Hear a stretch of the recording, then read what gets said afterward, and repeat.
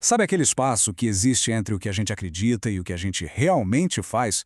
É exatamente nesse abismo que esta análise mergulha, no chamado paradoxo da coerência. Essa é a grande questão, não é? Será que existe uma linha reta entre aquilo que a gente defende e as nossas atitudes no dia a dia? A resposta, como vamos ver, é bem mais complicada do que parece. Vamos explorar juntos esses padrões de contradição que aparecem em vários sistemas de crenças, olhando de perto para a distância entre o discurso e a prática, a aplicação seletiva de princípios e aquele eterno conflito entre tradição e progresso. Então, para começar, é fundamental a gente entender uma coisa. A incoerência ideológica não é uma falha de um grupo específico. Longe disso. É um fenômeno humano, uma característica que, na verdade, revela o quão complexo é navegar pelo mundo com as nossas crenças. Então, o ponto crucial é este. Estamos falando daquele momento em que as ações não apenas se desviam do discurso, mas o contradizem de forma clara. É essa tensão que vamos analisar, começando por um dos padrões mais fáceis de observar. A nossa primeira grande parada é justamente nessa desconexão, às vezes gritante, entre o que os grupos dizem e o que eles de fato fazem. É aqui que muitas narrativas começam a se desmontar. E o que a gente vê aqui é como a retórica pode bater de frente com a realidade. De um lado, na esquerda, temos o discurso de defesa do povo, muitas vezes vindo de lideranças com estilo de vida de elite. Do outro lado, na direita, um discurso forte de patriotismo que, na prática, pode acabar priorizando interesses de empresas globais em vez do trabalhador local. O discurso parece servir a um propósito, e a prática a outro bem diferente. E essa contradição continua quando o assunto são valores. A gente vê grupos que defendem a moral e a ética com unhas e dentes, mas cujos líderes acabam envolvidos em escândalos que abalam essa mesma base. Em outro campo, o ideal de solidariedade feminina às vezes se choca com uma realidade de conflitos internos, de silenciamento de quem pensa diferente, mostrando que a união no discurso pode ser bem condicional na prática. E isso não fica só na política, não. Nas escolhas de estilo de vida, o paradoxo é igualmente visível. O veganismo, por exemplo, com seu discurso de consumo consciente, por vezes acaba apoiando uma indústria de ultraprocessados com um impacto ambiental enorme. Já o carnivorismo, que fala tanto de tradição e conexão com a natureza, muitas vezes parece ignorar as consequências ecológicas da produção de carne em massa.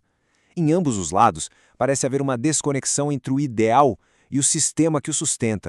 Bom, tudo isso nos leva ao nosso próximo padrão, a aplicação seletiva de princípios. Vamos ver como ideais que deveriam ser universais, como liberdade e justiça, são frequentemente moldados para servir a agendas bem específicas.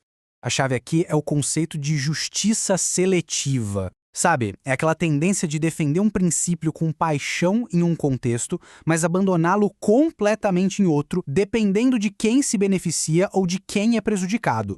Aqui temos um exemplo perfeito. O princípio da liberdade se mostra bem flexível. A liberdade econômica é defendida com fervor, mas só até ameaçar setores que são protegidos. A liberdade de expressão é um pilar sagrado, mas só para os discursos com os quais se concorda. E a busca por ordem e segurança pode, ironicamente, levar a medidas que restringem a liberdade de todo mundo. Essa seletividade aparece até na nossa relação com os animais. Muitos carnívoros afirmam amar os animais, mas traçam uma linha muito clara entre os bichos de estimação e os que são para consumo. Por outro lado, o veganismo, focado em salvar os animais, enfrenta aquele dilema complexo de como alimentar animais de estimação que são naturalmente carnívoros. Em ambos os casos, a empatia é aplicada de uma forma, bem, particular. Nossa análise final explora uma tensão clássica, aquele conflito entre o desejo de preservar as tradições e a necessidade inevitável de abraçar o progresso. E aqui, o paradoxo é fascinante. Grupos que se definem como guardiões da tradição podem resistir fortemente a mudanças sociais, mas ao mesmo tempo abraçam sem problemas as inovações tecnológicas. Em contrapartida, grupos progressistas defendem os trabalhadores, mas podem se opor a inovações que poderiam redefinir o futuro do trabalho. É uma dança bem complexa entre o que se quer preservar e o que se precisa mudar. Esta observação é poderosa. Ela aponta para a incoerência de criticar um sistema do qual, de alguma forma, a pessoa ainda se beneficia. A verdadeira coerência não está só no discurso, mas na ação, no desafio de desmontar as estruturas, mesmo quando se ocupa uma posição confortável dentro delas. Chegamos então ao momento de juntar as peças. Depois de analisar todos esses padrões, o que a gente pode concluir sobre a natureza da coerência e da contradição humana? E aqui está a ideia central dessa nossa conversa. O objetivo não é apontar o dedo ou dizer que um grupo é mais incoerente que o outro. Pelo contrário, é reconhecer que esses paradoxos são um espelho da nossa própria complexidade. Essa tensão entre o ideal e a realidade, entre o princípio e a conveniência, isso faz parte da experiência humana. E assim a gente termina com uma reflexão. Depois de observar tantos outros, talvez o passo mais importante seja virar o espelho para nós mesmos. Quais são os discursos que defendemos e as práticas que adotamos que, no fundo, não se alinham? Reconhecer as nossas próprias incoerências talvez seja o primeiro passo para uma compreensão mais profunda, não apenas do mundo, mas de nós mesmos.